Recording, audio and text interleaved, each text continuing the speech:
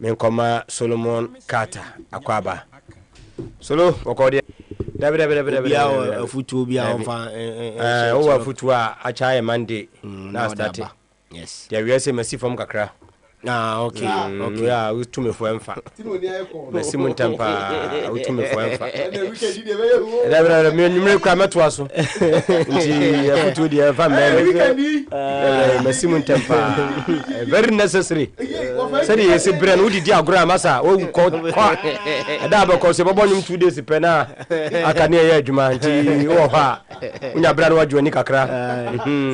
Oh yes. Ada ba ko 30 seconds e bobo nyum na Wednesday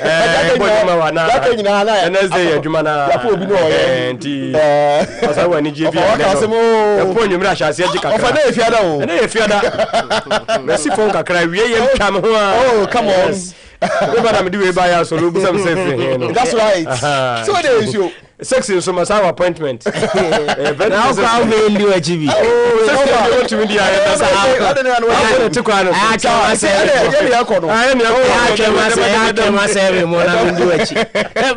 Miss Wet but I know we used to hear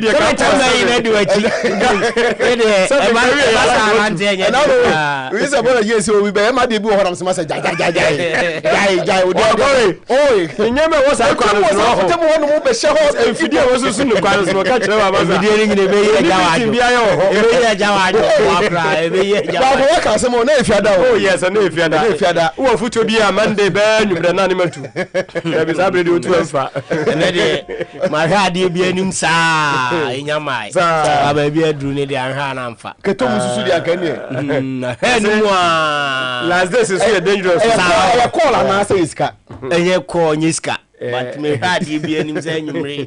Ebet my bibia I say my try say no crant here we me nyere but my hair ni mu I say you can na ni we once mo no mo department na bia ebet ma twa mo department no emremu say na efiada ti mutima ko office na pom twetwe no bia dey atom en ko so na me show am fa me ni mo ni asem but a special birthday there be you oh yeah be didi no mo fan to swear special birthday boy I ko e die and mom special birthday you can say can do na adu be to sis ya no dey atoso da be na cake na ti akiri cake be mo fa ma no oh na ade birthday dey say na mfia ha ba bia say kedai ni mu eda be da ho tu fa na dey atoso fa na dey atoso so na what I say den na we obafa hey asemasi brekum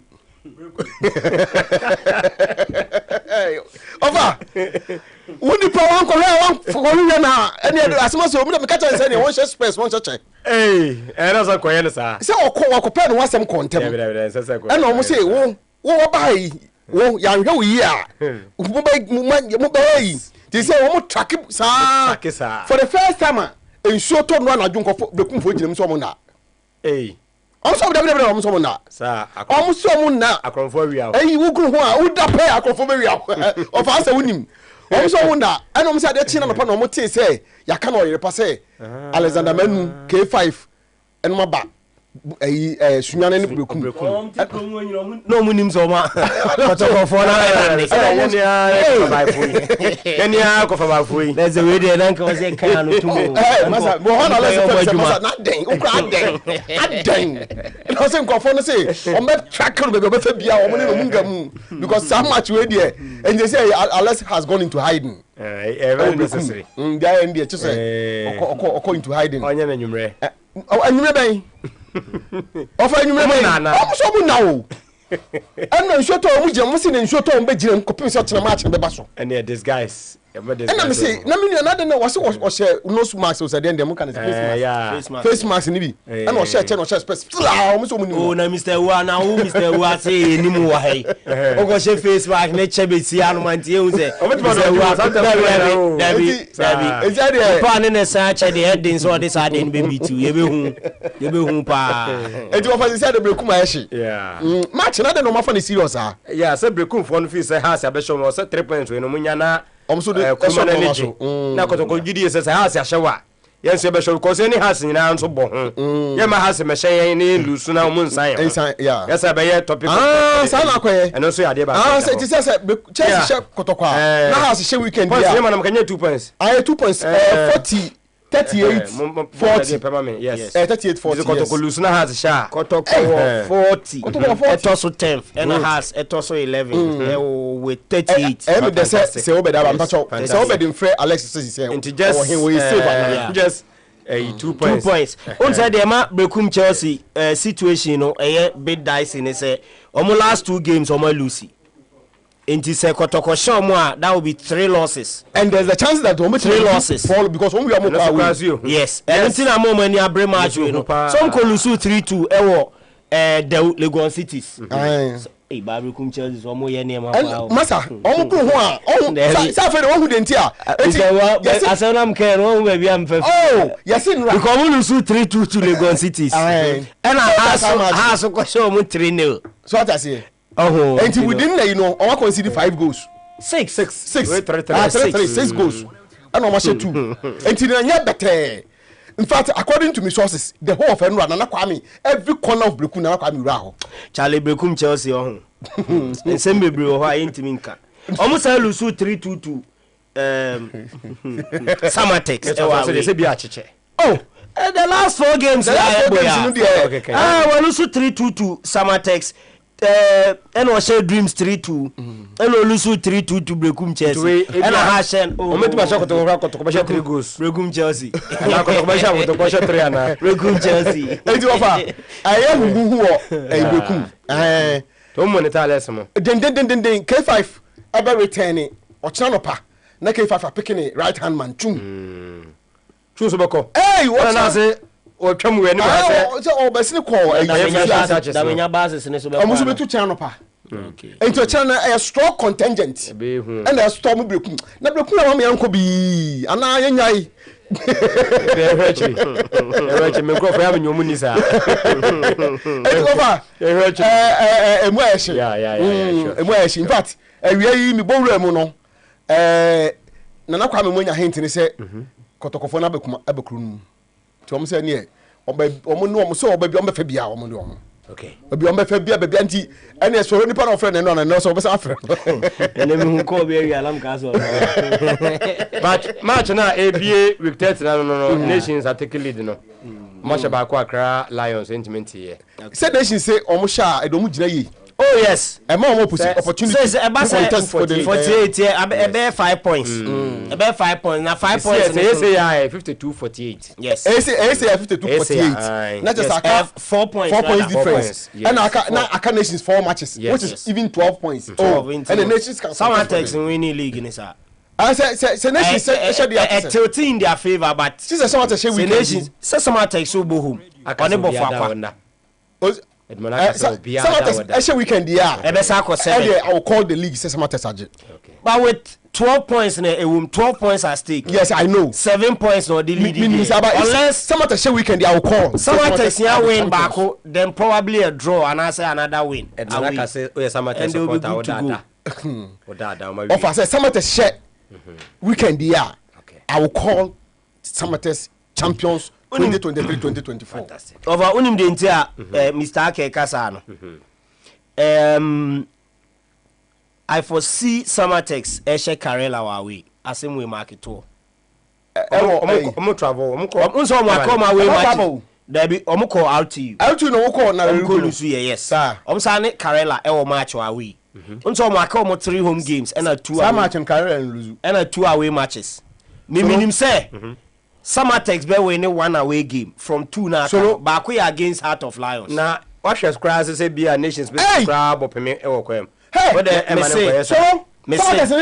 you had to fly so much yes away omo for akwa wi omo kwa away Samatex will lose at Pando and Samatex beat Bofakwa me say offer Samatex be pressure Bofakwa because they will lose at Pando until I make a choice say me for sure say Samatex will win one of the away games and very likely oh met me age and we are dependent on nations results will be now but operation is safe there Sawe game. Samatex you question on na go. Mr. Ua. So in the Ghana Premier League In the Ghana Premier League, 13 for 37 points. In the Ghana Premier League, are condemned and they're fine. In the Ghana Premier League, everything is capable of happening. Of our same. And I said the footballers had a baby at everything is capable. Now City no one share Tottenham needs to do more than one question. One question. Yeah. I never cry. Yes. Say Karela we hear one win Pevi now or no safe. Why safe one win. Me say Karela matches so obono. Obeko beche obeba be bonso atreman Oko Dreams. No about Sama. Karela will lose to Dreams. Karela will lose to Dreams. In so atreman. I don't know about Inshatama, but Bechem Karela will not win. Okay. In the Ghana Premier League offer, it's clear to me. Offer, I didn't show you. No, who pan what from light sound or the yes or the Diago system. So that is the moment I can to us. Offer. Trust me.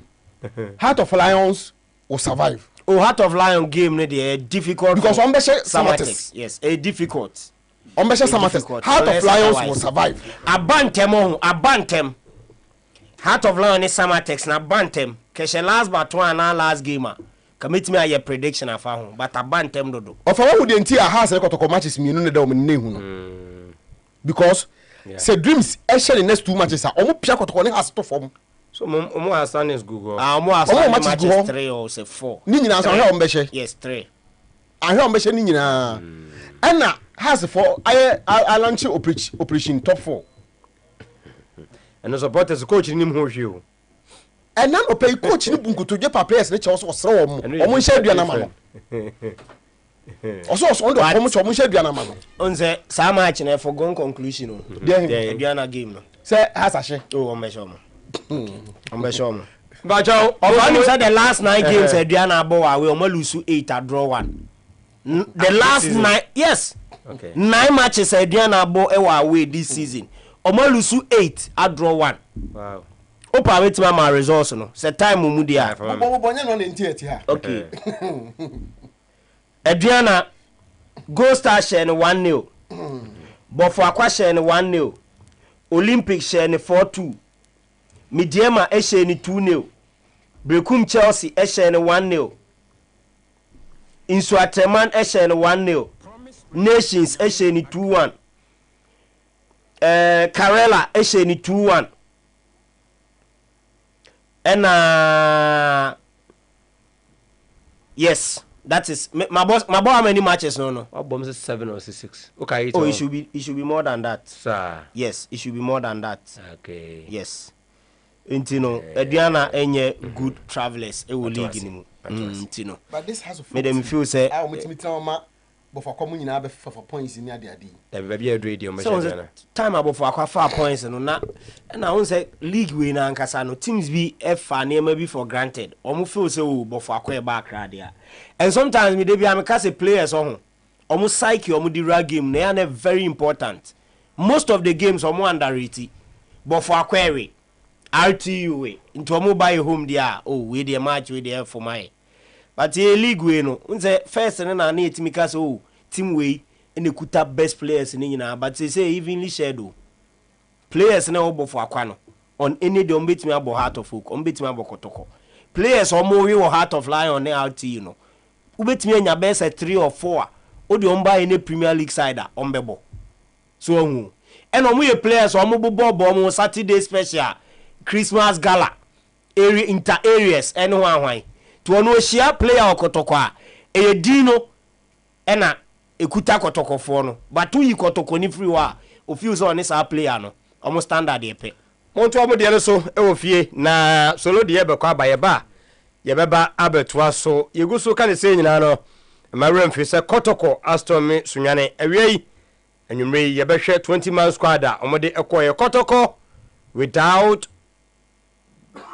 Enoch Morrison, Rocky Dramina, Frederick Asare, Fuseni Ishaku, Isaac Opon, Bernard Somua, blessing nano, accumulated cast.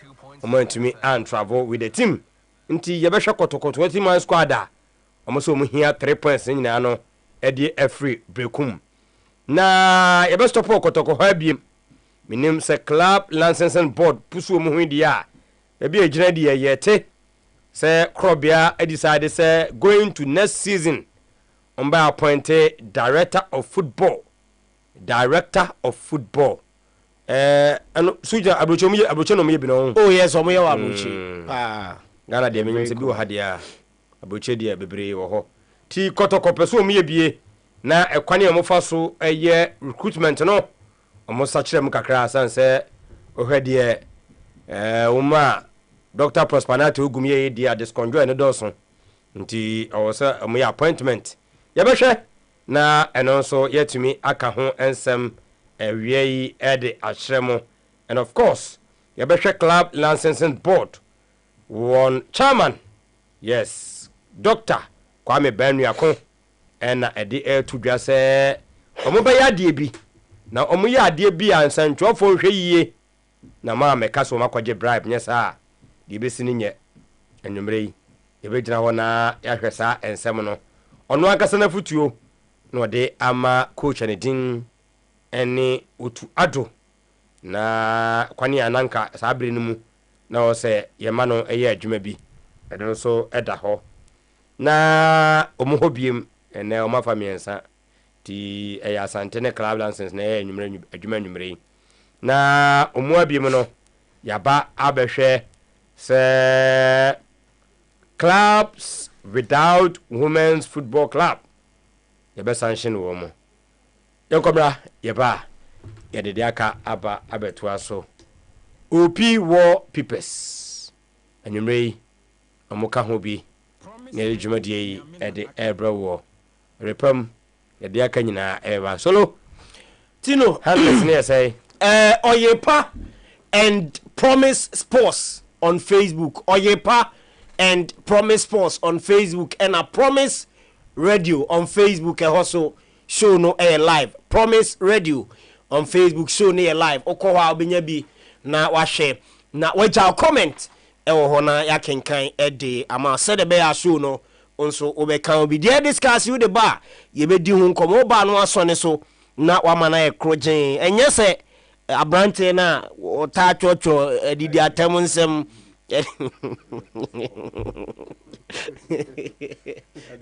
abrante no sheda lo didi atem o sa no po twi oto ba ko ba amotoma ne no obechro se mfa no anti na wala muza wa sheda anti no emfi no to the message ne ba na wa mana e kroje se de be ya ebetumi akinkan ede amount e wodwumadi nso nti wofa ye kwa no okay ye de kakra bi to aso de amamo e wa amanone na efisem no aba unim sensem pi e na e wo fie na ye be dwendwen wa ahead of weekend games a ekoso e wo Ghana Premier League ni mu na de tiani se ye nyina ye nim se Liverpool Boboko no wo mo ne e jogging club ewie season ni endia on to aso emfama mu biem amene ni video ni babonte wadro sha Liverpool staff na oni omo edi nkomo na fei oni omo aye a beautiful ceremony e wo Anfield anope kan honsem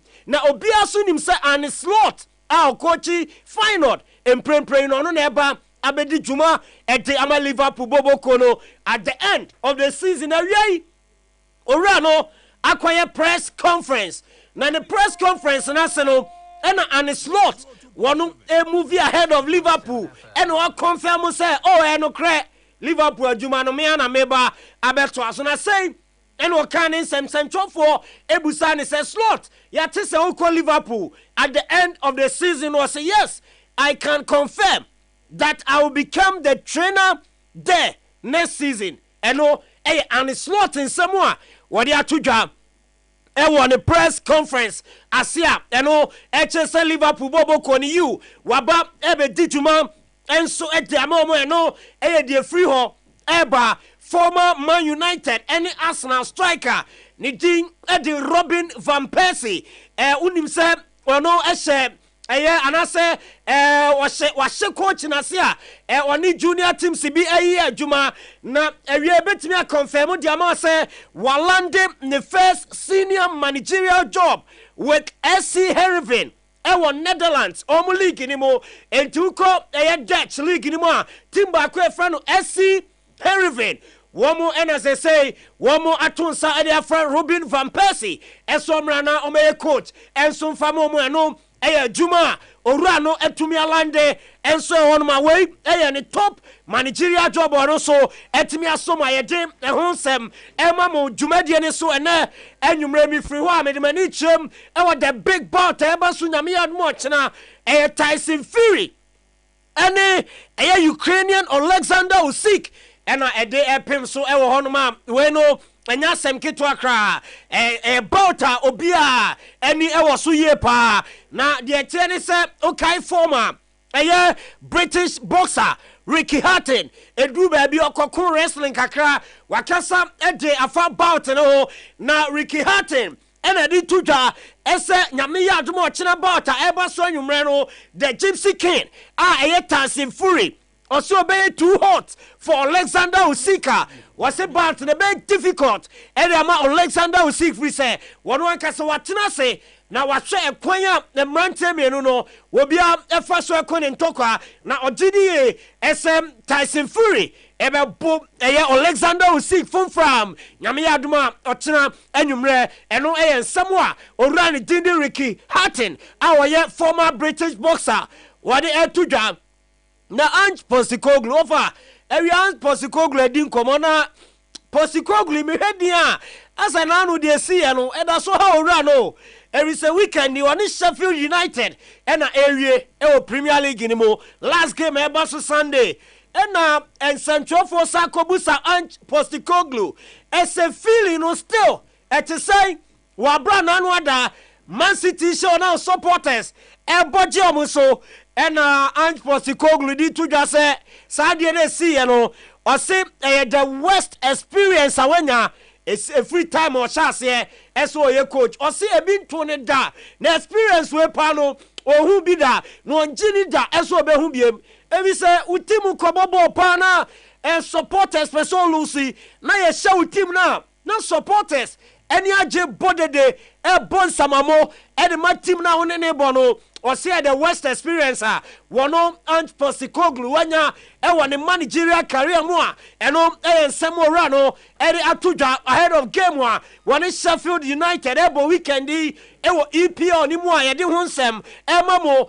e wo dwumadie ne so na me ba no ma be coaches we ensem de ama e riso ram e Bayern Munich Thomas Tuchel when it confirmation number na Bayern Chiefs no Eshio Rano ene ne representative senka decision na omunyina ateki SS season and dia Thomas Tuchel wo beja Bayern Munich bobo kono atu ono akono na nko mo peso mo satena sisi nkonwa no mo Rano SS na adwen na next season watu aso as manager ede ema Bayern Munich womu ebobo kono na wiei ewo Thomas Tuchel no so press conference na say na all confirm edim ama in central fu ebe piemu ewo ho ese press conference we ya hoye no the last press conference no Thomas Tuchel wo ye ewo Bayern Munich kom sabone straza ho na omubusa za na nya na komatwetwe koswa o ye twa ni mu se o anka next season be sa to so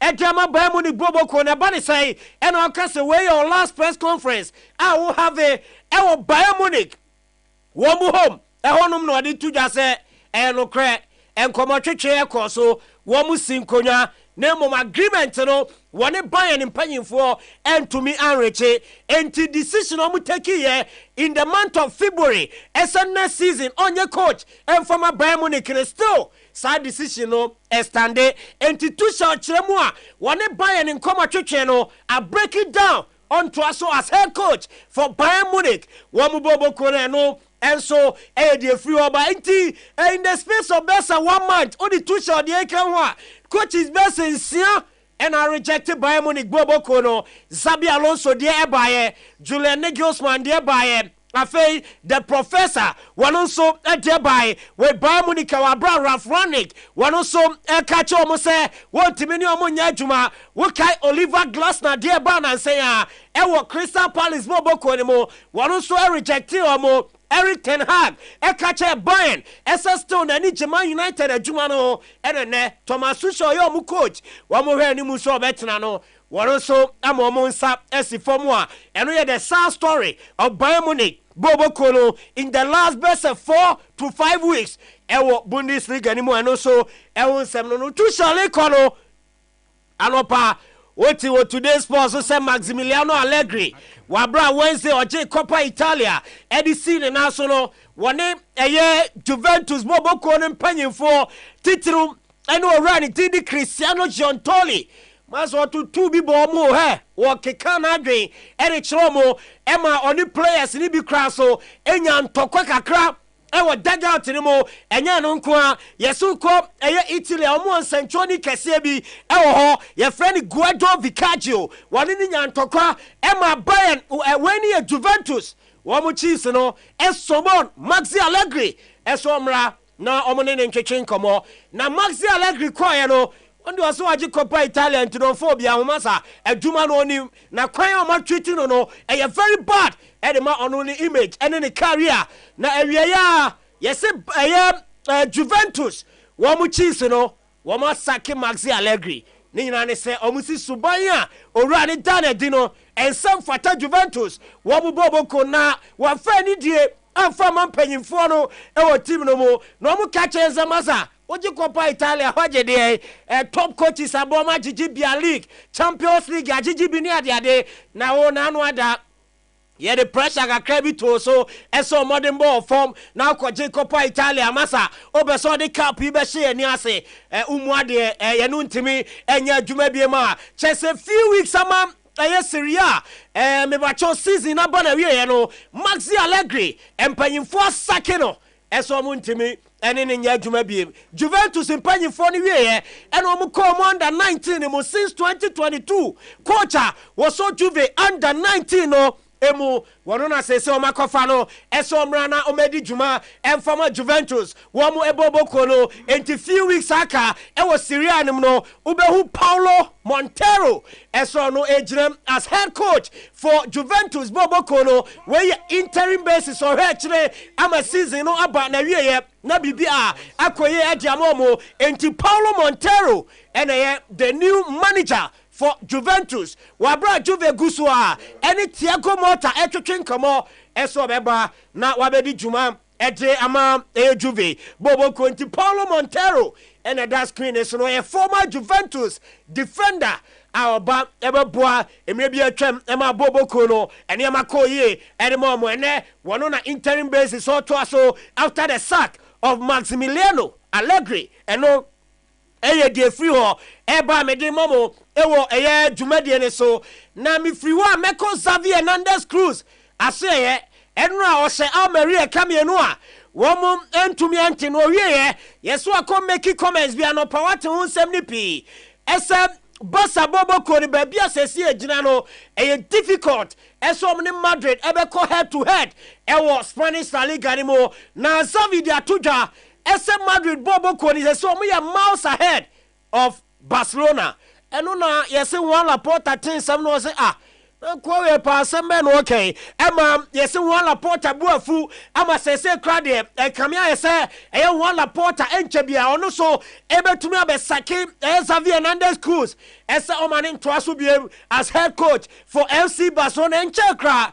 ena omumienu etena ase esan extended contract no say na Xavi de atuja ese season e ndi on toaso bia ne dia no similar to Thomas Tuchel ema Barcelona mpanyimfo Asia Xavi ema omune ne kasa mo saje to mu ese season e ndia obeto aso ne so ne comment akoye no yesi one Laporta bonyo so kra na waka e de ache Barcelona board members no SNSM no run de atudwa no masa o weekend Barcelona players no mu mentality na coach de o ka se team we yenduru na masa ye jama wotena anhwa wontimi nje bibia ebiem emfama club no enti one Laporta in coming days so wotis wasaki as Xavi Hernandez emane nyo afrisa bufu a ewo ne camp no ewo soro pa eno de free oba ye de mamo ewo eye dwumade ne so mamenko English Football Association ni mo na memfa we ntudwa se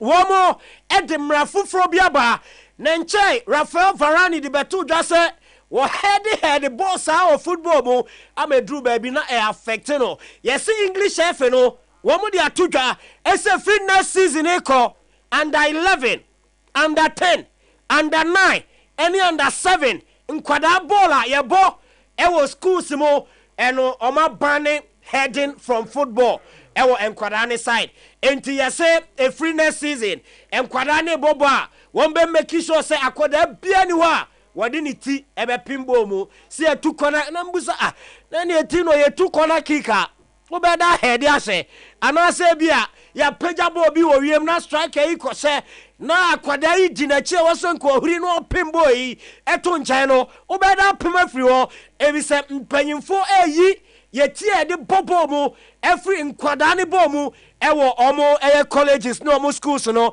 na omo chemu asante no ebeboa na improving nkwada ne safety ebi se omo ye survey bi na omo wu se eye sa etira e de bobo mu free nkwada brem no edu ba bia etimi damage brain and I said the disease ebeba brain mo ento omo person kwada o ma sha se bobo no won be suffer sa brain damage wa bro ma nyini enti se si ade o ya kwada na ukobobo ewo eye England krobia so a fitness season under 7 9 10 and 11 untimi emfa uti embobo mu a eno e dey free war e ba ye dey mamo ewo dwumade ne so officially Premier League awards no me ba chomo ye ni kakra na Cole Palmer ena wenya best young player of the season ewo EPL season a ebewie nyame ya adoma kwasi ada Cole Palmer from Man City in the first season about 22 goals area ma Chelsea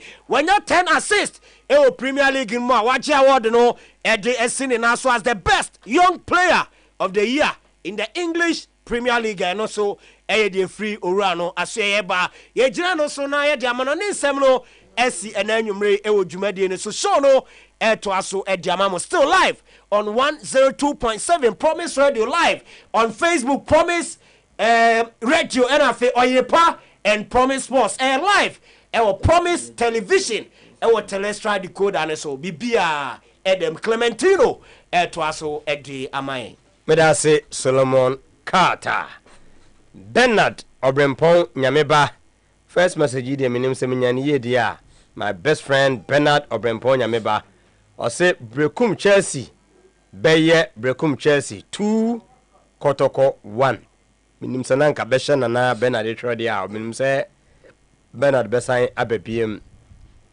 was it's too late for Nations FC Samates has won it already Ojiri say Samates 1996 maybe omana media league no omafa wia na sa like I told you when I interview no there me believe in pa betting betting say kofu betumi afa ho but said okay football anything can happen Kwame Admako watching the show live at Ashtown good evening boss Kwame Numrey yenso yechiao edeba Promise Television yemrai na yemra metwaso emfa emamo perfect skin and body therapy obi biara o person ready kasa de mano no e wo so ko mu aso eye wedi no yensre ntu kwan boka wo ankasa wodi no anim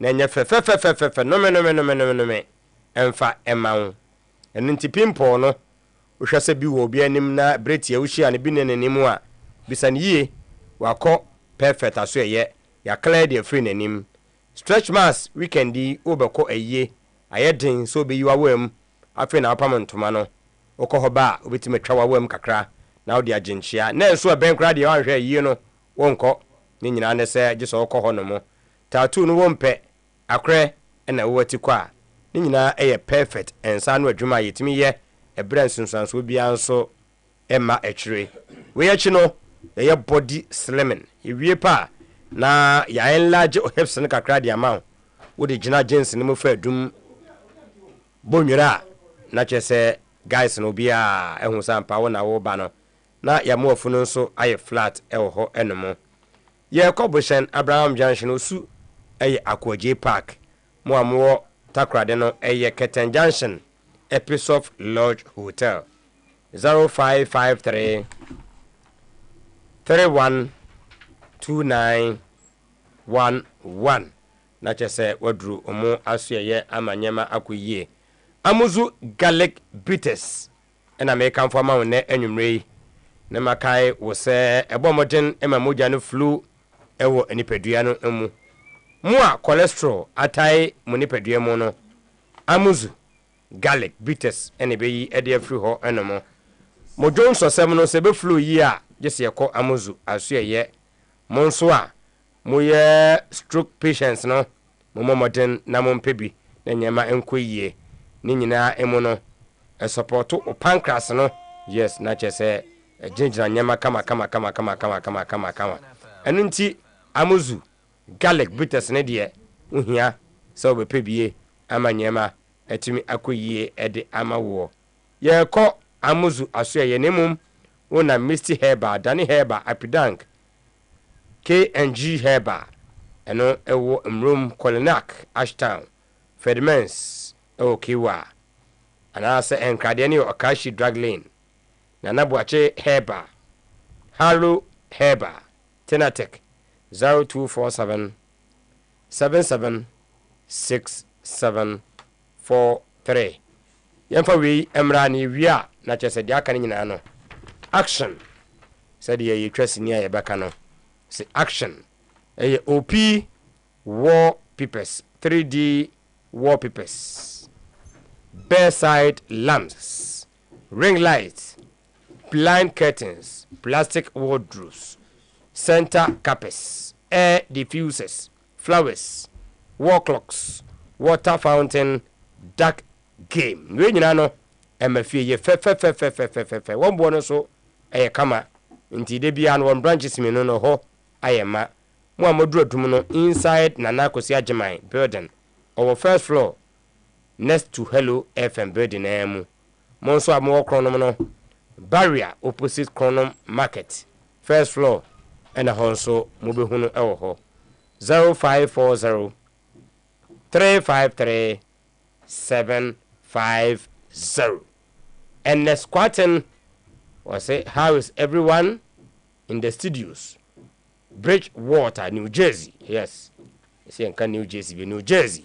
Oh, and yes, my brother and the squatting Edna the everybody. Who say? New Jersey, New Jersey. Jersey, New Jersey.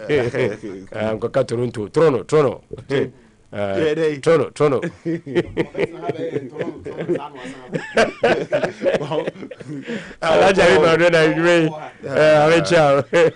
not said there's on the lunch operation? Operation say 16 points. 16.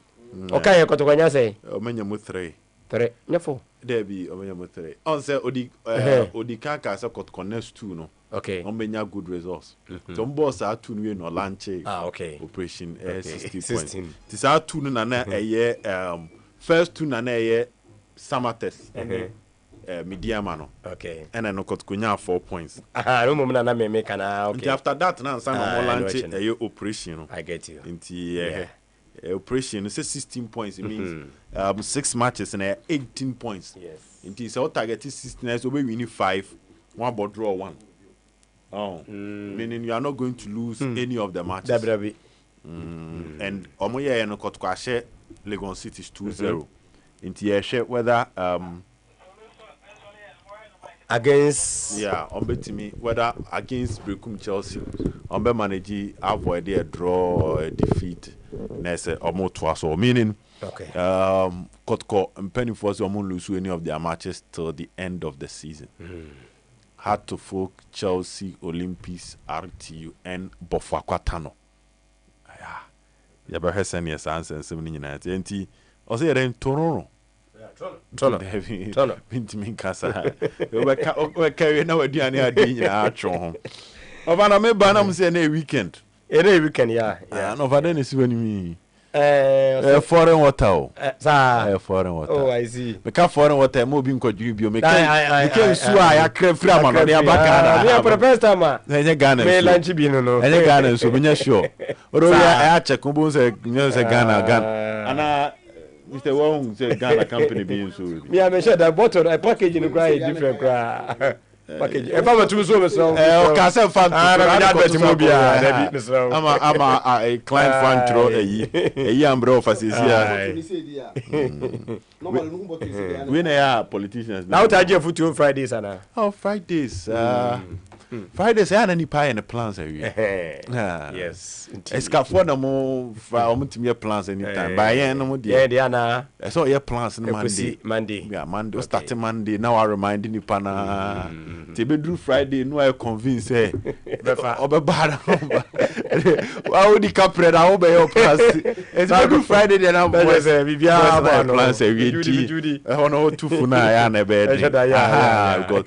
Scanning it you know to me from to me, yes. I want us to go to call this evening. Yes, yes, I want us to go to call this evening. Nipano Beka say yes, sir. Yes, sir. But no, I say no. I saw my West it to me or plans on.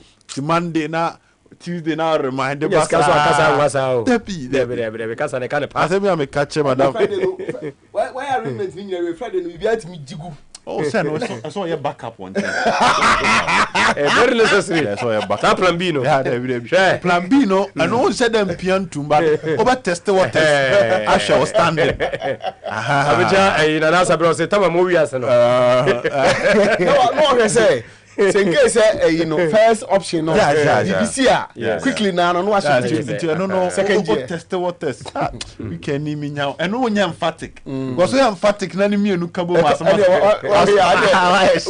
it you as a obe biti around the bush if you to me handle me enu na na den o just say we na na den and financial quite be able to afford but how you offer and 16 for 17th about for do me what happened because you intense make sure so hand but you don't lie because I no happy today back na na other ones na their own monitor what they backup me Judy and you know the first one I say I follow contingency plan I follow but I forget some cause can if for bas you could Dubai or bantem I want no theory. Or your power day no a birthday no bibia I settle. Sir, that be me bisa me kasi biasa na mo. So now we say na big birthday but me frustrate. Sa birthday ni dey see ya na no matimi see o. Sir, the first time ni. Oh, that's how we hu. And I say then didi. Because as na omo kan office. Sa birthday ni dey see dia if you had there. Mr. and Mrs. Ajima birthday. Ja. No kan office went to me say big. Me forget lunch. Boys no I and the boys ni na nko lunch. Mama twa man for yem betwa kuru. Me man call lunch. For yem betwa kuru because they me say a special birthday and as we speak.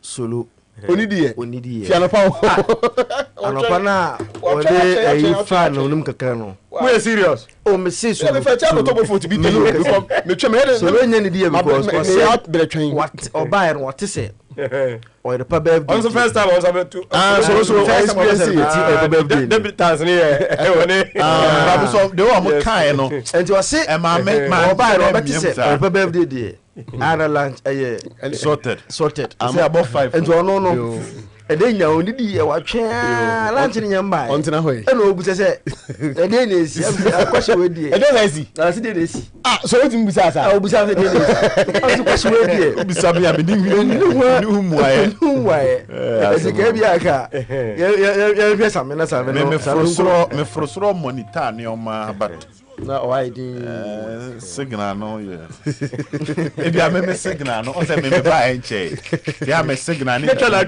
twem ko you apa me kwa apa post production mo say me signal na ba enche strong me ni grounds wa ha say but there anopan me te ye ne there na nani da so okay na eni da so no etimi si brebia na make can. Yeah. But birthday in the end, wish Mr. and Mrs. birthday. A massive birthday. That's Oyedepa birthday. We have an iconic. Oyedepa stroke. Promise birthday. Yeah, super iconic birthday. International birthday. Yeah. Special birthday. Groundbreaking birthday. Lunch enjoyment birthday. Yeah. Where birthday birthday. Yes. Mama and father birthday. Mama and father birthday. Yes, that if you are. You see, I remember Solomon said, I also saw because I tell him why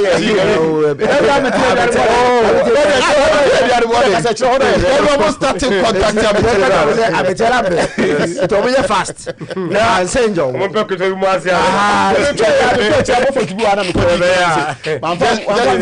just in case. I'm We can plan. Who's a more trendy? Obi di birthday one cast of every must see train. Oh, say tradition. Not tradition. What am I to? Of our tradition na. Oh, I can say. Birthday, me buy the birthday the number 2 day be a massive special see. The boy crampo out me normal the coffee. Hey. And then mama kofa bag mbra. Massa. Gedre. No say na komodo. No say bompreru. Yo. Ana no say bompreru. Mama da be here na me say da bi otwen no. Na me fetch obo to bi wana that is where be. Your pon 6 I kwa kunyina papa ka no. Asi e baba we papa birthday ya kasi e bi. Ya say enti da ba na mo so. Mama papa no mama di birthday a. Mo be ka se mo so. Yesu ye bi bia. Sentiri ya kwa kujina papa ka ho a we so mo do munye bibi eni say soro ahwe ni ya ko jira papa da asia we shi papa birthday dey I say Kenya Mesia ba me dem abemu mbuyi no futu na ya mo esromo abete na santem ko me unse se me twa na mu se sami a place ko inquiries a place order so on so atwa na mba sami a call place order say am fa na abete na no enti me se so lo so EPA obey fast a place order na se se be si na chi place order we the banner say BBC mo gidie wo form the 5 feet sinapia ba carbon still na obetwen cause bibia betime den bia betime se over akomo birthdays we there ejayaw e wa se ya aba for ye ejayaw wo se ya we she Mrs. Ajeman enkwatenten pa so me say ejayaw there no ye no tifia ha anti ejayaw o we she Mrs. Ujafu na beto. No me bio. So we were say dream o. Se nyame sha. That's how the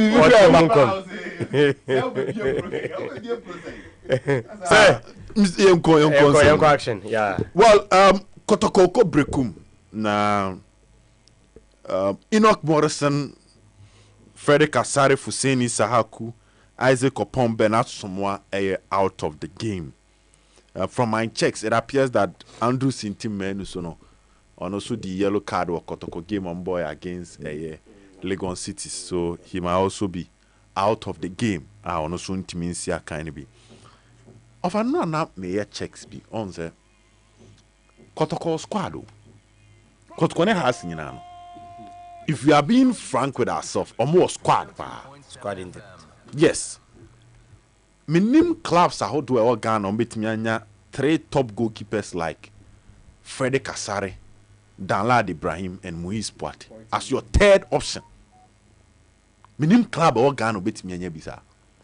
Because club do say that they can boast of Danlad Ibrahim as a goalkeeper on the crutch bench. So check clubs now. One thing is clear: their main goalkeeper will be solid, but the next goalkeeper no yeah. Their coach ne cried ne betuma na ne yem hihye ne bi no. So how to folk were even fortunate to have a tie and eye. Just that omienu form ne conform all of a sudden. Now I heard Kotko right back. Kotko Emmanuel Korte form in Swatreman. No a starter. Kotko guesting a Japan at the last Chan tournament he played. You any Japan modern bo. Nancy above form. But clearly, if you have such a player, it means that we're reaching a level be on our top level football playing. So also a Kotko bench. Kotkofa Samuel and Fuseni Isaku last no about RTU. Also, so right back position, no. Okay. Won't mean kase how or some of the players might not be in a good form, but they've shown say omaya adie. Okokotko left backer, Otimi Yusu Morrison, or Nicholas Osebonsu, or John Tedeku. And even in the worst case, there is Nana Benyini. Enti ahono, and yasa ba kupe pra asama bow. Of at the point I'm trying to build that, there were tennis be ha, possession be ha, ba ku pra, e be ni ho biemo. Na coach in su gujem. Kotoko center back or Ansu Nuruddin Blay Sharif Mohammed. They na me Eugene Adu Poku say Dawuni Yaya no, it looks like Onya Bimboy Emien can asem. Because looks clearly Onya Bimboy. Krokra ba krokra. One Kronya Bimboy. Nti say kra me decide say men cast Onya dia. Clearly the coach should be the one see beside the question because go na akofan by. But these 4 center backs, Blay Nuruddin, who was the captain of RTU, Henry Ansu are not a part of the Black Galaxies, and Sharif Mohammed are a part of the Black Galaxies in the last Chan tournament. We need the 4 center back options as Antekoroko. Over there are few clubs that can boast of these materials. Did you make us ask me a players are Yenyan and TS or Monkobino? And I remember options are Kotoko. There is no team in Ghana. Oh, we has no Kotoko team be any Ghana. They can boast of creative midfielders like our 2 teams. No, eh? Has Walenda or Salim or Inoke Subontain or Martin Kakari or Salifu Ibrahim. We mean like creative midfielders. Edu dia den kwa no say wutime bo Suraj Saidu. Eso was our position. Oba Kotokwa. Na has do pray you cross your money di Nuruddin. On ka defend defensive. By way offensive one. Creative one. Kotokoma Ozeze. Na Kotoko a movie on ama Baba Yaya. Morrison Timibo number 10 position. Now ama Richmond Lamte. Now ama Shadrach Ado.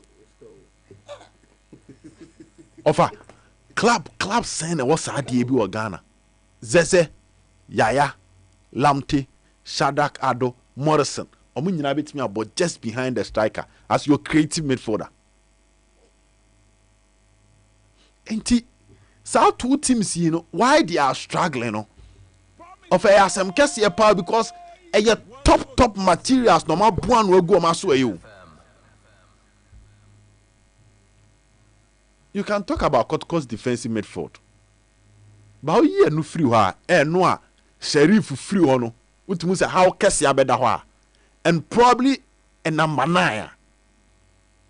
Typical striker be we mukwale free the be seen a 9 bedding for us to say we are Tanga as defensive midfielder free now kwa nim ko yi Hamza Isa ayim Shishiaba because has ni in terms of numbers no Hamza Isa gap between onune Kashala, Kasim Sisse no wa. Kasim Sisse with 2 goals, Kashala or 1 goal, Hamza or 12 goals. Unse muwapa. Then when it come to Kotko Mukwala, 11, Nuaba Binya a year, Kalu with 3, Ziggy with 0, Infege with 0. The positions me no a class me no way. We main one if you are the other banner gap no musono, a defensive midfield and striker. But no power for other clubs now. You realize that I'm now with the same thing. No.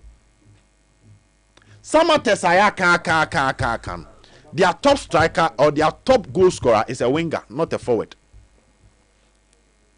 Some Tesaya can top goal scorer a winger on your forward. Uko nations are we Diego ni free wa. When be nom as their forward, as their striker.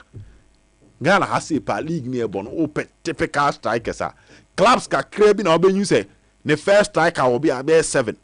The free bench bar will be 5. Ebiniha. Into a problem a katia across. So what nations India and Fantu just on game na banaway 1 name. Almost 1 nation share 1 name. Into a fan can Ukrainian yamianim if it's about materials. Has said Kotoko should be competing for the league. Because you might talk about Samates. But some of the social players now, we way through what you're baby and said, and you be out. If you take away Emmanuel Kayeke from the team, Ebenezer Okran is a defensive midfielder on your offensive. We Kayeke if you are send a court conema lamte Zeze Babaya Shadrach Adu Enoch Morrison, Omunya Bisao. Send a house, Mama Orlando, Obama Salif, Obama Subontain, Obama Kakari, Obama Suraj, no. Uko other teams no money Bisao. So Uko nations in there. Na so we Prince Aqua free. There are few players in the nation set up on betting about Prince Aqua. Because one of Kofani free Bechimno. Abdul Karim. He's a defensive midfielder on board Prince Aqua position. It offer you sometimes ask yourself, why are these clubs leading Kotoko? If it was down to material, because Tima Walusu the goalkeeper. Walusu the creative. Walusu Opon, Walusu Isaac Opon, Walusu Bena Somwa, but your Bokos got 20 miles corner. These are still good players. Other clubs need be sa. It's a disappointment no more fans. But me share Ogum interview can say Tama Sheriff April no. There's one player ban and Chenka say on trying to befa. Morrison. Yes. Now Morrison yeah out of this game. And how do you know? My point is, you have the materials. So before some Morrison be bono. No abo in team men. Ono anako fan ba. No try out. No kofa change am. No kofa na ono anako fan ba. So the point is they have the materials. Some Morrison got tono. No with team no. Yeah. And not in the core no. So my point, they have the options. Wait me got first 11. Near say another 11. Uti players ne woman because hey, you might say so and now some could continue imagine no. Where were they coming from? So Sheriff Mohammed Eba Kotokono. Make a defender. No, new Liberty. But you who born the last season for Kotoko. So Gaston Japan back Kotokono. There was some kufu no more omone Kotoko enya asema wo status. I want free by Division 2. Maybe who boy. So that is where I'm coming from. How the players have performed and where they've gotten to the extent that we can now talk about the talent in them. That's what I said Uba has. No new be our jiding. But boy, anya Black Galaxy score. We ask questions. We are talking about a Kotokwa. Nobody now is talking about Infego. You're boy Infego pudding beam. And no boy Infego, you'll be a penny diati. But at a point in the Ghana Premier League, near 10 top scorers are none Shembi. So Kotoko don't have an excuse in the tomorrow's game or mobile. The players are there. And the coach must use the players and get the results. Omuni excuse. Me, I'm still disappointed in the kind of performance that Kotoko has put up. Because players need go. Last time na Danger Man Bobo has Dennis Kosa, Levi Shosata, now Waba Benya a year a Sibe Agbesima Opon Frane Wenya Yawamankwa Befi Michael Ampedu Utanga Linda Salim Dawson any more crana ye can campono. You know who the na kashala no during preseason. You know who Kasim Sisa has so I fanaba. So they have the materials and it's the duty of both coaches to get the clubs the results. When you marry a was empire transfer window baby almost have a job bed your coin. Hona measure no must have Fabia Saba. And then got Nicholas Mensah. But also menya a director of a football. Mamen ko answer so. Sa director of football on common. And your position get well. If you have Ogum as your head coach, your director of football cannot be anybody. So Simon. Offer. There be Ogum as your head coach. Your director of football cannot be anybody. Anybody else? There be a director of football, a board level start lie. Yeah, we're not a director. That person who will be the director of football will definitely be above Ogumo. As in coaching? he will be in terms of the organogram of Asante Koroko. Kotoko structure, no? Yes. The director of football will be above the head coach. Or Nesro. In Saudi Arabia, Oba Ogum Suro Ba. It should be somebody clearly ni CV, na achievement and knowledge in the football language and football ecosystem. No, I say Obi Ogum Suro. I don't know if you get my picture. You okay? The American crowd because Dina Mobon so there. It ain't me anybody. Maybe the title, no. May change. If say head of scouting, say a head of scouting. Yes. That means head of scouting is under the head coach. The director, they say, not just say, so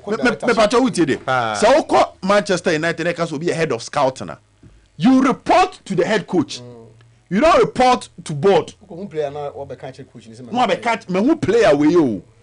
Now coach one can say me per right backer.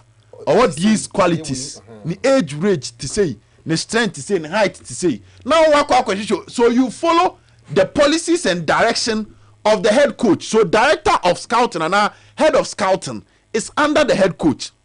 But director of football is above the head coach in terms of structure. And to say you didn't obey bar. I say you obey. Imagine also the moment you ball coach Akwesi Apias technical director for Asante Koroko. Obro Ogum so bebre. Playing days, the legendary status, coaching, the achievement in coaching, the respect he command, or the football society no.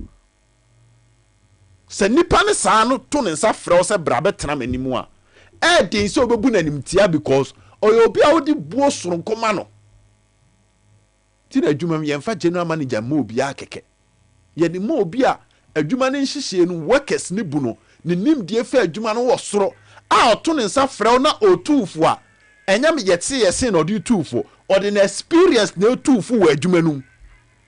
So if Kotoko is appointing a director of football, it's a huge position. I don't have a problem with Nipana and Edin Shahano, but I'm just trying to explain a position natural. Based on the back for can just say because that person is responsible for everything around the football side of Kotoko. Yeah. Not just the senior team, down to the youth team. One thing they must also know. Yes, modern day game, no. You will be our GD in early 2000, early 1995, and now what the neba obebreo. Born a casano assassin of an rate campusa. It be a free one chair, but your new maybe on bay I be any so. So if you don't move with the system, ube grab baby a baby any so. So if you are appointing somebody to be the director of football, he must be okay with the new dynamics of football. Untimi go ka say ebia 1990 coach we or the cap bi wo Ghana ha say nti na e ba be director. Obeba no be che 1990s nyoma no emfa wo. Yeah, breso na say ni e no, yeah, breso na say ni e no no. Emrante na ba. So you need somebody that understand the modern trend, but again is experienced. To you be Akwesi Apia, he's still in the coaching world. What did they make can say? Ogusu upgrading ho, nti modern way not tiasie, olden way not tiasie. So Kotoko needs somebody like that. And yes, I work of Fedi Panaba. Eba ko yeti se dan a foundation ye ketekete na soro ye kakraka. Bo so be free ogum. Ogum so ni atin sempi afa na ho. Obe free the professor. Na sa akoda ne asem foforo. San fanso a na no so ya asem foforo. Na me ko Alhaji Zakito ehomra na head aboaben was say wafabazen. Today dear you have gotten to Alhaji so ai Alhaji Bafo wana Alhaji Zakito. Jabir Muhammad was watching the show live from USA Columbus, Ohio. Ali Madonna is already in Canada. Jabiru Yada was for the confirmation. Head Aboaben was once said Ansu was so brutal low. Nowadays emojis no extra to ede amaye. Good. And Emmanuel Ifa was a defensive midfielder there. House of Folk is ahead of Kotoko because Rafael Amponsa a deadly player. I watch him against Brekum Chelsea. What a player. Nedia, no. And Mifa Wimrana Zach Emeshemame, who is making that director of football appointment, header, and assign Ebusabium. Zach, Tino, am right? Yeah, sir, the news is after they could confirm last time with recruitment, Good. And say, Bibia Koya coach and coach, I see coach and I see coach and I see, Now, they are trying to go professional. So now I say they are trying to get positions so key areas in recruitment, and they will get things right. And the director of football, yes, it's a good position. But the question that you're asking is that why not be fit that role no very well? Our Ghana say night. I say, you see, we are a country that we are not used to. I say, you're used to our system, no. And Tiana, do such an head. So, into which system you ask yourself, why not? Uko Fanaba in there, say director of football. You see, so Uko Liverpool as I'm about to Edward Michael Edwards, more Liverpool. When you look at his profile, he say, oh no, bien. No, say about so Ojaye and a Liverpool and if you look at the profile, just say an area was specializing. You understand? And see, the question is you asking ourselves, say, do we have such a unibi one? I'm say you're good scouts. Because you're a good scout, Anya most of the Division 2 teams, any academies now, I've shown, say, if Unya good scout in place, Tino, they can do a good job for you. But I would say, a dean director of football goes beyond scouting. Just say, your level, director. You understand? Just say most of you sit down, you draw the policy. You say club no say near, you know draw the policy and everything. But when scout today, Nediana say he goes around scouting players and recommending to the head coach. So say no matter take decision. Eti come my part there. Achuro. Yes, you have coaches Bianca, Munim, good in achuro. Park so na a problem and a bad thing. And they should rather get good scouts. I'm told say a Dianco for bang. I've just my recent see actually say. Kotoko have contacted Coach Ebenezer to help them scout for good players recommend to the team for next season. Maybe we try maybe we now during okay.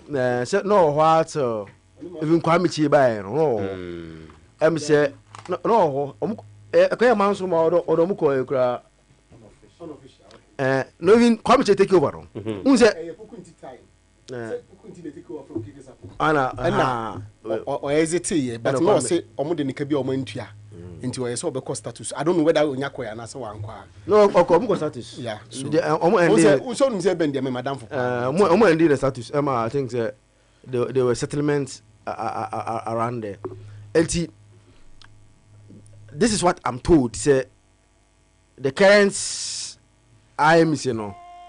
I contacted,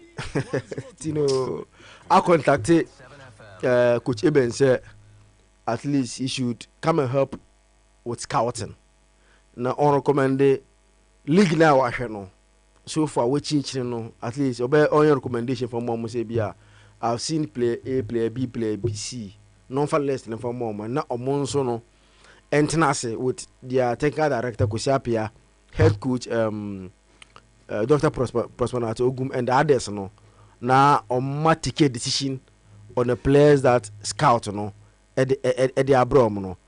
And I think say that is his fault.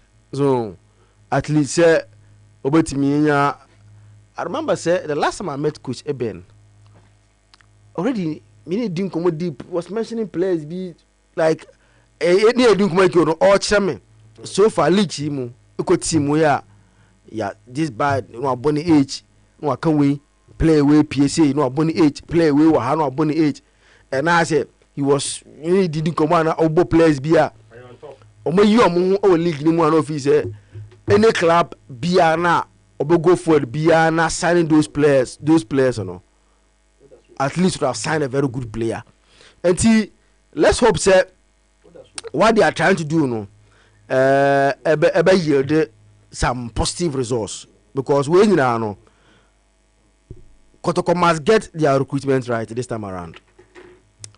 It was a be free team no more. But at the they must be very careful. Why are so more careful? They say Tino. Players be over. I agree. Say who say you play Biana in the first season. Obabana farmer no. Enya Ghana nkwa enya Africa nkwa. Eso be bree. And players in point this kesa koto mo no. Omoba na at the early stages no.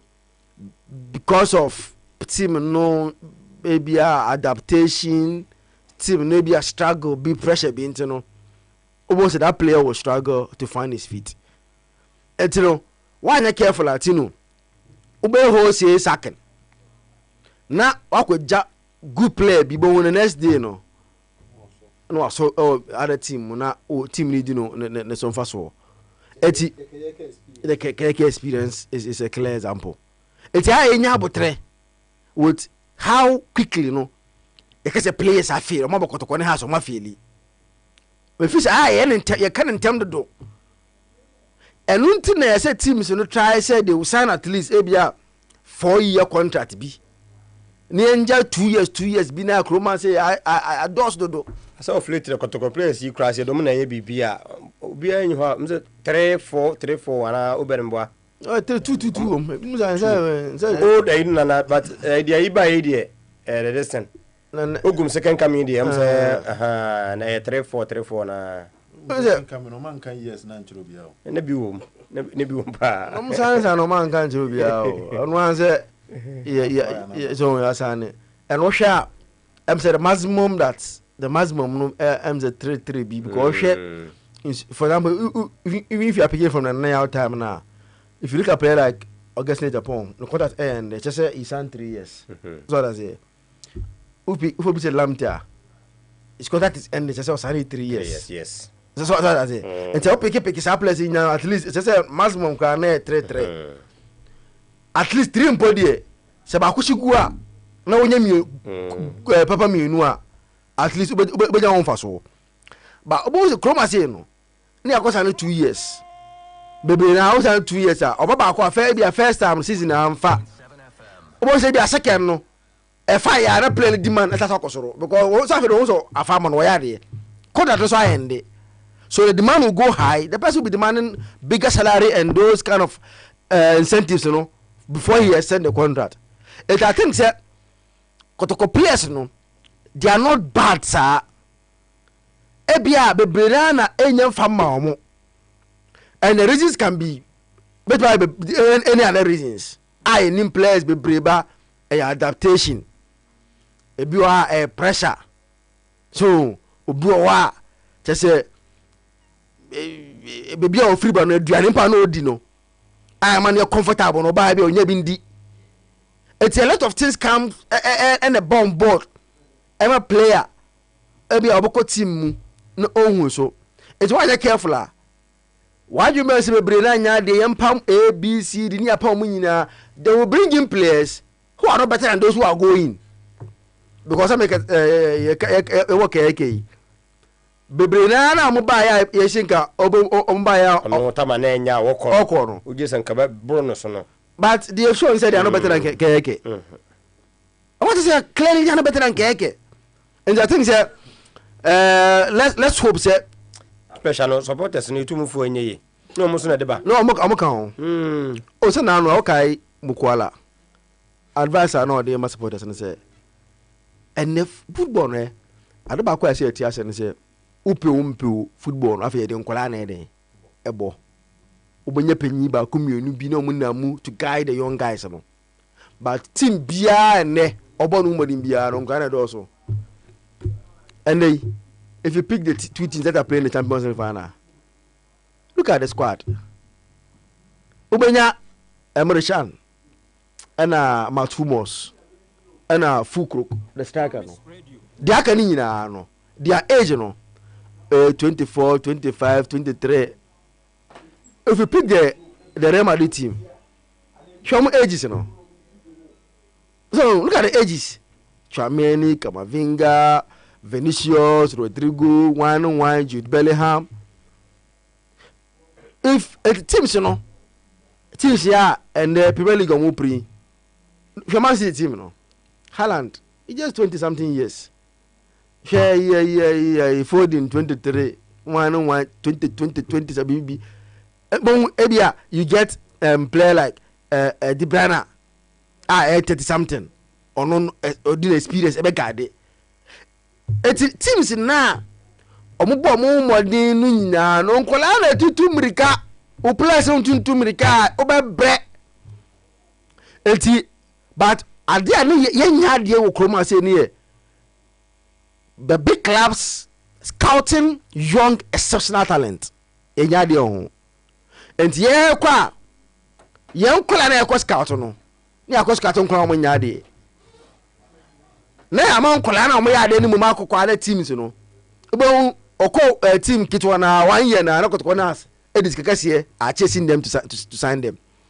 Eti let's hope say with news na ebe say coach Eben call no there is to come and help them as a scout na ombo mo ti menim what the me source na confirm chairman say whether it's going to be a permanent position.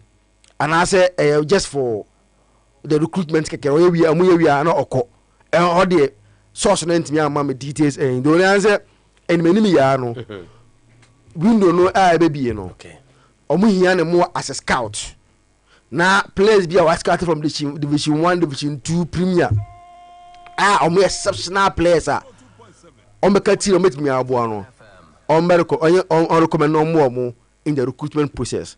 Let's hope say with Coach Eben, Prosperity Ogum, Kosiapia, Anya Biano, Obiano Kosiapia Biano, say in terms of also time only. Suddenly can make a man time.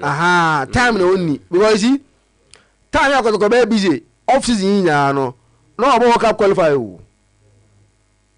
Sudan able to World Cup qualifiers. It's about June and early July. Kosiapia will be busy with preparing Sudan for World Cup qualifier. Eti Kosiapia you not get him because I don't know I busy maybe after that matches no. And I will be your Kosiapia.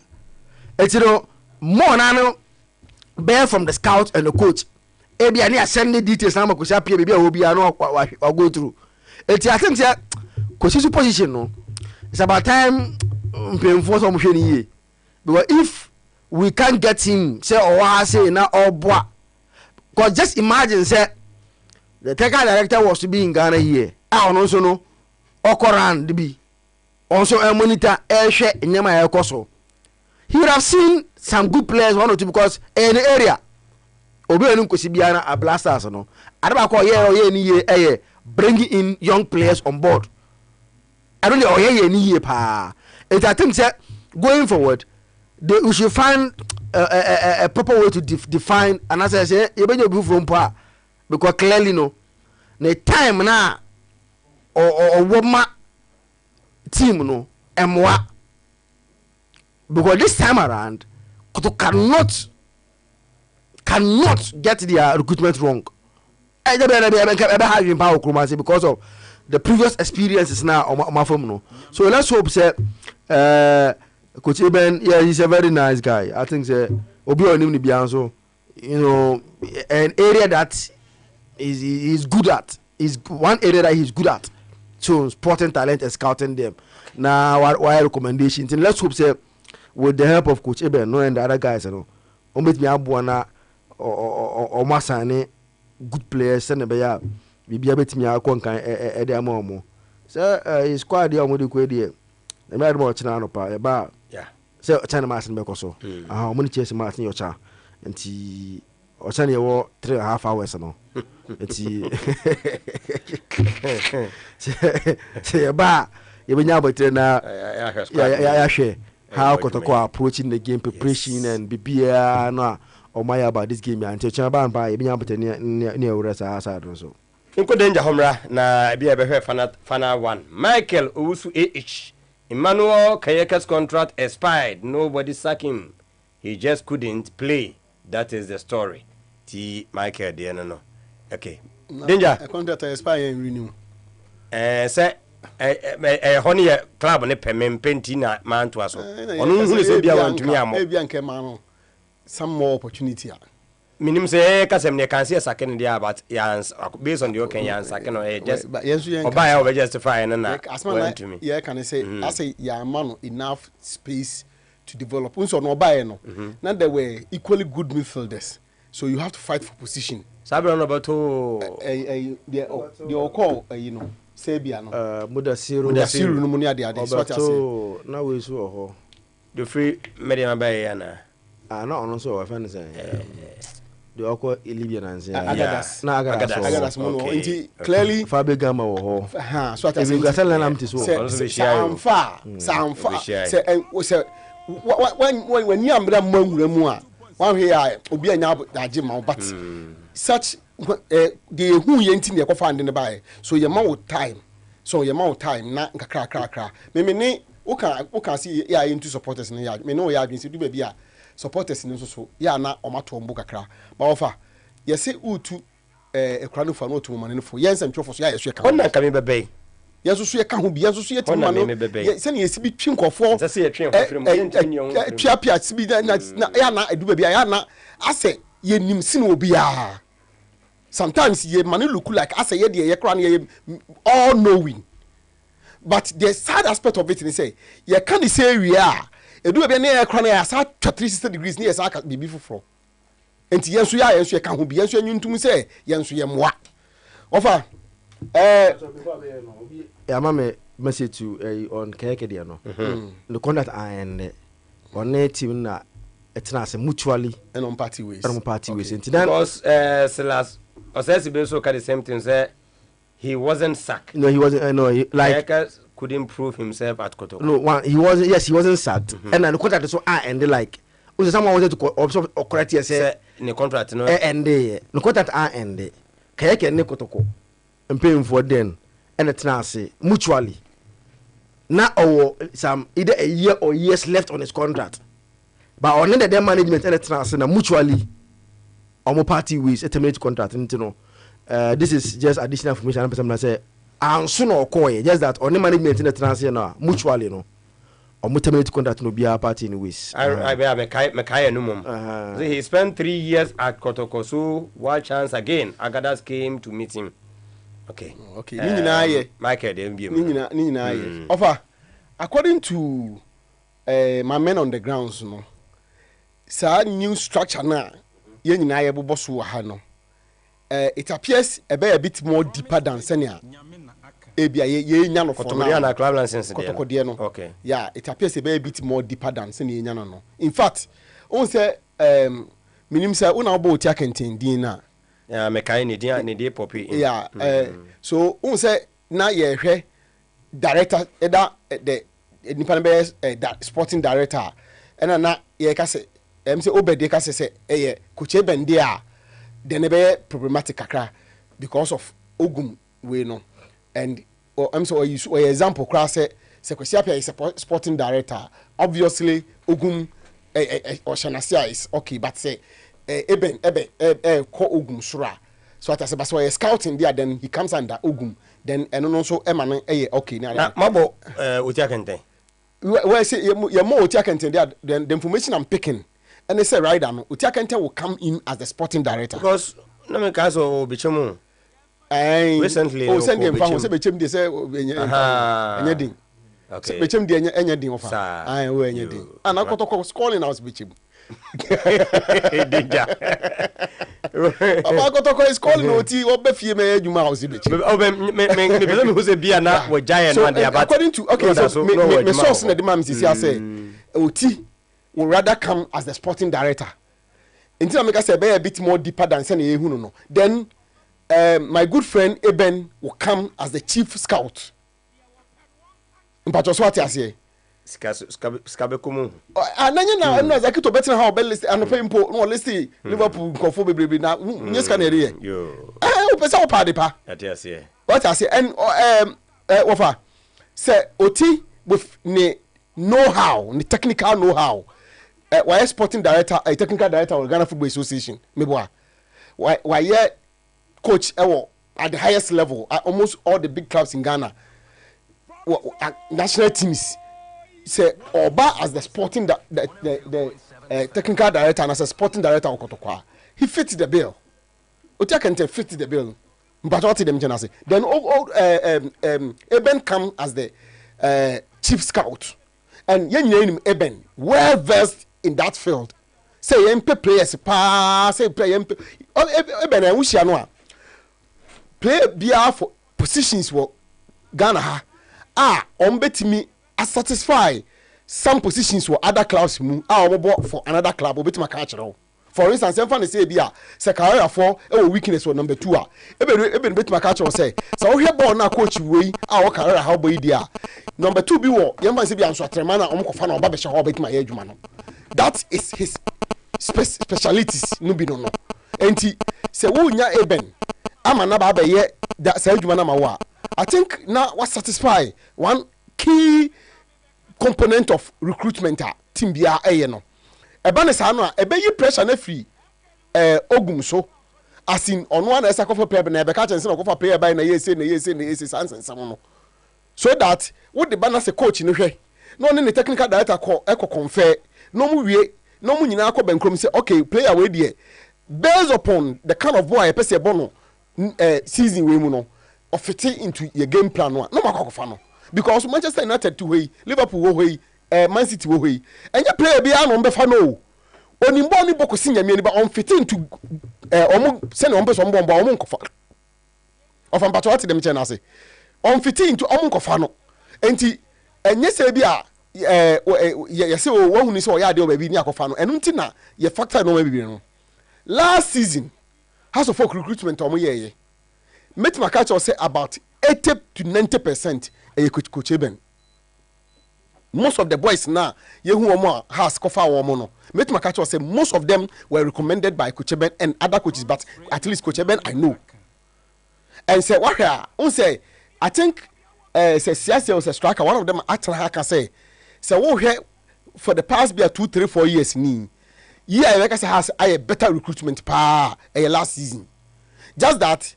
And now say technical instabilities, coaching instabilities now team ni no. Am I who the best of some of these players no? And now omo ye young and they are now coming into a new team. A House of Folk demands no wasoro. Enti send na nyina ye ka time ho asem. Some of these guys of course any obi na befa. But omo time now emu be about 70-80% FR. I think then you have done a good job. Even currently House of Folk yen nim say ampedu. So about this season, if I'm right, and he's not bad. Before the say Ghana one of the best right back system na on be. So obviously, what show say with more coach and in Sabe so and for Ouattara to even use him as an example, HL say who something in the boy. Hamza was brought from Araras. No more timer. even the first season, full-time season at House of Folk, and Norman Hamza is a air, no. So man, full more time now encouraging you now. After who play ball, ball man is to the game. Send on also the ball city. You will see more from him. This boy, Kakari, clearly a fantastic player, sweet player. With the ball on his feet, he know how to handle the ball and be been the kind of home. Thankfully, he's a young guy. Oman more timer, obe deliver. And he, recruitment looking for and going for it. House of Folk say, ma pressure almost from anywhere. And when I say anywhere, it could be the media, it could be the supporters, it could be whatever. Now say, edo see hunting. What you say? Yes, 14 players back now we must because Asibeba. I think Asibe also come one back this year. No, but Asibe say any pra. Me there be a House of Folk. Particularly the central defense because of the absence of SCB. Now me who say was started training na me there. I was excited to see my boy back training. Me SCB be baby about SCB is a boy I would love to see playing every day. And what go kaya tamani epe local players I started mentioning his name because I think he's one for the future. Or some of these guys on the game no aye the power. And media I'm excited to know say Kotoko are looking at this direction. Say ye be recruitment, ye boarding scope ni kakra. Ye nja adwuma ni ngu ba akofo so. Ofa ba akofo ebedu be no. Wadwum be okesene, wan hwe a obesi sa begum na amfa. But if wo nipa mienu miensa no mo e ka mutiribo na mo fa adwen na mo use data any other normal take mo final decision, I think you will get it right. And tibi mo de say na Kotoko pe so mo kwa. For me all well and good. Sika ne de sika ofa sika ho den no kre but a club like Kotoko so we timi yes ha normal way na ma resource a ubetimi ade afiase agina so dia pesika na afi no what me enso so asan dia hyem e de aye en Kotoko I think so mo wo two of this in addition to the technical staff from one me feel say say that emro Kotoko so bebre say bia esa omuntimi enye enti ofa say nyameba otiakenten and eba but the question then will be say and what will be the position of coach Kwesiapia because he is also the technical director e bi so na ye akwesi position na djuma no nti enye nwanwa sese ne kan bia akwesi enya kwan a na je say no Kwesiapia o ye cha Kotoko anisa no Tiabetinum very good na ye Kwesi afi ho na because say wuti opim so a clear say Kwesiapia de nya de ye na fitim no na fitim kran anu nti na mpo onya adwuma o Sudan asla say won tena ho no so there's the chances or likelihood say bia the technical directorship role na say responsibilities no and bia e be ye free no so na bia wa board member na say wa part of the team no na wanya kwan ye the coaching job no na ba na say bia ye hia expertise na say bibia na ono so de bia ba be ka ho hondi o metima hwe ne bia mienu the two of them unse sa football director no and one technical director no the same like portfolio the same just that Dina among for system club yani how they want to Liverpool want to go to director of football club be prepared the director be a sporting director but virtually the same job na or me so and if football director is coming at Kotoko we can't have a technical director staying means that's what does it it's the best scrap technical director it is one who have to go but I don't see say what fit Kotoko and it doesn't look to me but say ka de o maka na wo hwe de si ye na e ba say hwe ne absence na say na ho ke kana de ma Kotoko ni wonya se be nyine sa adwense sentiment ma etumi ba anytime no de but yan trainer we appointees we nyina emransa na be obi ade a hye na no over Matthias here but it was exciting in fact say these are the structures you want to see in football clubs so say obi a so na adwuma and say for instance say if the club has a technical director or football director whatever they want to call him now afi oversee the role of coaches no any other aspect of football now for me all well and good now afi no scouts now when you chief scout or that man then they go around monitoring matches, monitoring players, identifying talents to feed into the youth side and then the senior side. for me all well and good eba ne saa no a lot of the work from head coach no so now are concentrating on training and strategizing for games so we say so what we are say Liverpool structure na asese kakra o crop ko wi and akwam friends and slot he is coming as the coach. He is coming not as the manager. He is coming as the coach. The responsibility more no by coaching, preparing the team for matches. The other guys no, other side of the game no. The business side of it, technical development, recruitment, and all those sides no. And so on. Problem kakansa muye we nyina na say amfa. Coach no mu blame na ya na yi wana mo pam no amanya fa tu so ni say wo mu bebre ade mu ye nyina no I say we ni say we part in fact we part in based on the okay say the Liverpool dey na ya adwuma wo nya say wo transfers e be obo say okay you will be no because me nim the say no I mean e bia we say na me nya ntase but you will be no say the omo no ye no scouts no identify talent no because omo nim on say omo no from the youth side the same pattern no boss anam dey be do senior side no and say oye 14 year kofa no so oye 17 no so oye 15 no so oye 21 no whatever age no ye hwese na ye boy no ya kofa ho player de naba enti ye ko hunu wi a e normal ye biem ni say ye hwe ni stats ye hwe ni body mass index no and all those things no nti dietitians no be hwe omo science then they will feed it into a system. So coach, you know, any technical director, any scout, then they discuss and they come into agreement. Say, okay, yepe. Now if you the amount, Macarido, no so acquire negotiation part of it. No. Coach, nekasa mempene. So coach, nekasa wampenua. Sometimes omutimi to training. Okay. Sometimes also omutimi ditum. For instance, Marcus Rose say akwani di mu boda. Marcus Rose. From a Dortmund. Klopp ni ne adwuma. Ti oba Liverpool no he had wanted to bring him and my God dem chance masa Salah biba Chelsea amfa but nyese ye no nya ade but ball na Mourinho ball sa time no na e masala no ne so mfa so ma wo ball na wo bon de ukofa Salah ba e bebo ti ye de Salah e ba and I between on Salah okay no there was another player but na between no the system picked Salah over the choice of Klopp. And Klopp, he accepted it. Salah became the big thing for Liverpool. Okay. Odisi Carton Prada was a good one, Harry. Okay, Salas, Osesibe, thank you, Zakito. Michael, Leslie, Amwakon, was a thank you, Harry. You have spoken a bitter truth about some of your colleagues, journalists. Okay, here that Boben. Or Ben and there or say or trying to what then phone fina or borrow account or say Dauda was at Sudan. I said Dauda was at Sudan until Ghana call him low. Okay. Or say then Coach Eben be Boria. Hey, okay, heard that be I don't know.